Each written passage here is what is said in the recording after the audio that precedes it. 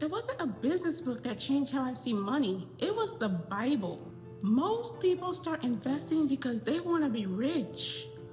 I started investing because I realized God was calling me to steward what I already had, not just spend it.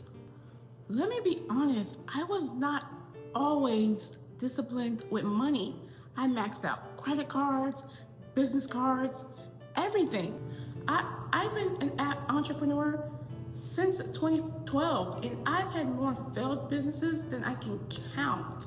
But one day I had to face the truth. It wasn't about how much I was making, it was all about how I was managing it. God couldn't bless what I refused to handle with wisdom. That's when I knew something had to change. And I mean change fast. The verse that changed everything for me was Ecclesiastes 11, verse 2. Invest in 7 ventures, yes, 8, for you do not know what disaster might come upon the land. That hit me hard because I realized God wasn't saying or telling me to work harder. God was telling me to diversify. And guess what? The stock market made sense for me because that's literally what this verse talks about. Different ventures, different companies, different industries. Did you just hear me?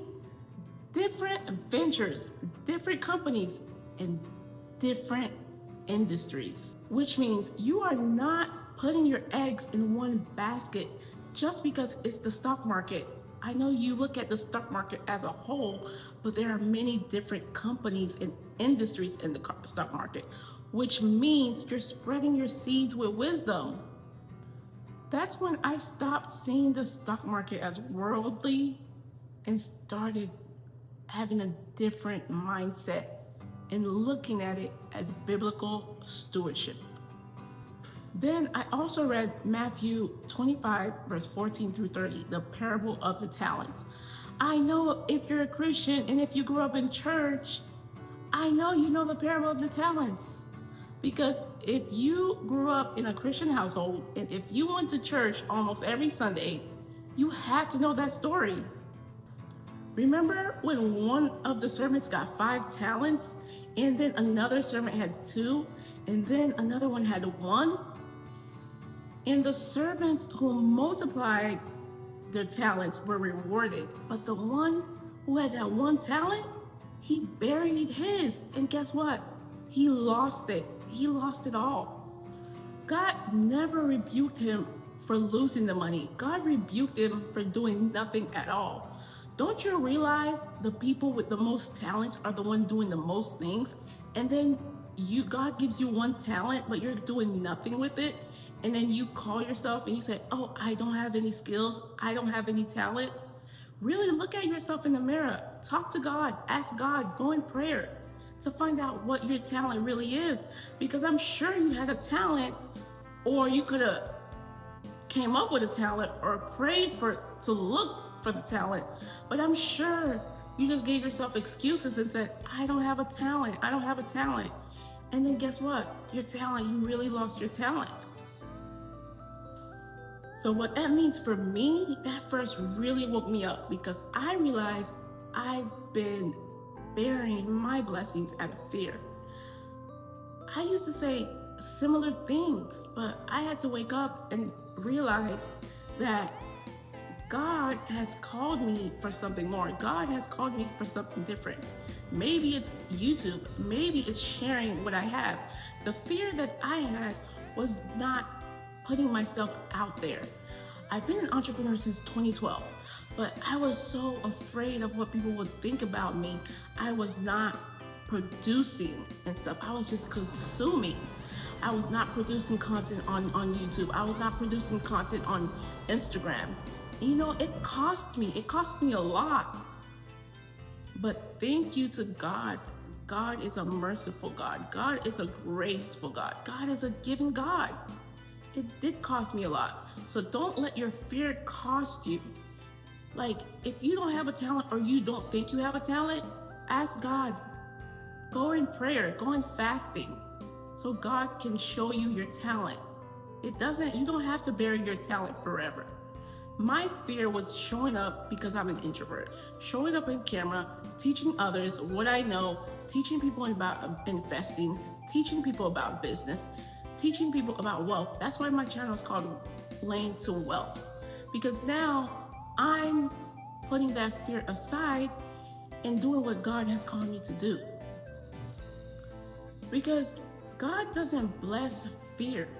God blesses faith and stewardship. I'll be real. I grew up in the church and stuff. I'm a PK, but I'll be honest. I really didn't fast that much. I did not fast. I knew what fasting was. Maybe I did it when I was younger. I don't even remember. So now I know what fasting truly is. When it came down to fasting, I didn't even know where to start. But when God called me to do it, when I got those little signs here and there, I obeyed. I finally obeyed. Like, to be honest, I thought like you had to be perfect to fast, but you do not have to be perfect. And I thought you had to take like, I don't know, I just thought it was so much and stuff like that. But even if it is so much, why not? Why not do it for God? But you can go as yourself to fast. Just start where you are now. And during that fast, he started speaking to me clearer than ever. You know what he showed me? He showed me that fasting and investing had the same root. Discipline.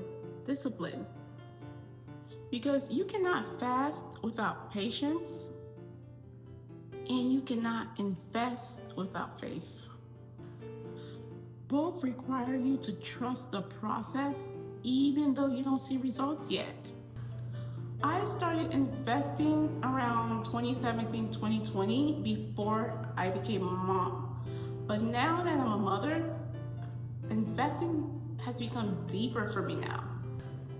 I now invest for my children. I invest for their future, their stability, and their legacy. Yes, their legacy. Legacy is very important. And you must keep that in mind, that when you're investing, think about the legacy of your children. I don't want to just leave my children with memories. Yes, memories are great, like vacations, parties, birthdays. Those are wonderful. But I want to leave them with ownership. Ownership of stocks, ownership of crypto, ownership of a land, God-given land, ownership of businesses. I want to leave my kids with legacy, with wealth, kingdom wealth. And when I say kingdom wealth, I'm not talking about material things. I'm talking about God's wealth. Kingdom wealth means wealth that comes from God's kingdom. Wealth that's righteous, purposeful, and eternal. It's the idea that you're a steward, not just an owner. And your blessing, it has a divine assignment. And another thing I really had to learn is that being a wife doesn't just mean being helpless. It means being a helper. God made Eve to support Adam, not to depend on him for everything. I know, yes, the man is supposed to be with a provider. That's what God made him for. And we love a good provider, us women. Yes, we do. And I'm not gonna lie. I love a man to be a provider. I want him to cover everything, and my money is just extra and stuff like that. But guess what? Are you multiplying what he has brought into the household? Because that's what I'm doing. I'm multiplying what my husband brings into the household. Are you doing the same thing for your children, for your family's future? Or are you just spending it carelessly on Amazon, just going to different stores all the time, doing your nails 24/7, doing your hair 24/7. I'm not saying you're not supposed to take care of yourself and do self-care and maintain yourself as a woman and be extra beautiful and feminine. No, I'm saying before you spend that money, invest it first. Before you do your nails, before you do your hair, did you invest first? And then the little you had over, that's when you did your nails, that's when you did your hair.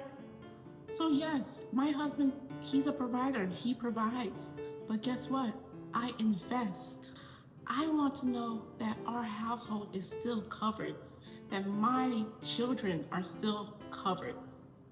Not by me only, not by my wealth, but by God's provision, and by stewarding what I had, and by obeying God's word, by being a helpmate, not a lazy mate. And you know what you call that? That's wisdom, not independence. And remember when I said I've been investing in the stock market since 2020? It's crazy. Like, if I look back now, I realize God has been teaching me patience, self-control, and long-term thinking, not to be short-sighted. Proverbs 13 verse 11 says, wealth gained hastily will dwindle, but whoever gathers little by little will increase it. That's what investing really is, ladies. Little by little, faith by faith. And instead of chasing wealth, I'm walking in wisdom. Because one thing I finally understand is we don't chase wealth. We're chosen to create it. If you've ever been afraid of the stock market, or you've ever been afraid to invest, and you only thought that investing in the stock market, or investing in real estate, or investing in anything, I want you to hear me clearly. Hear me clearly when I say this. God is not against wealth. God is against neglect.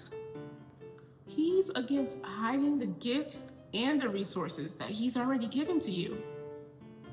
You don't need to be perfect to start. You don't need to have a lot of money. You just need to be willing. Start small, start slow, but one thing you must do, you must start. Start right now. Because the same God who multiplies faith, He multiplies finances too, when you steward it right. So this is your lane to wealth, right here on this channel. This is your lane to wealth.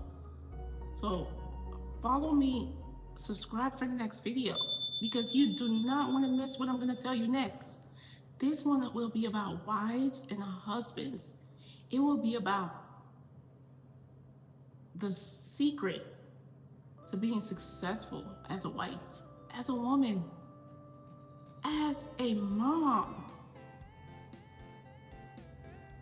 and in creating not only a legacy for yourself, but most importantly for your children.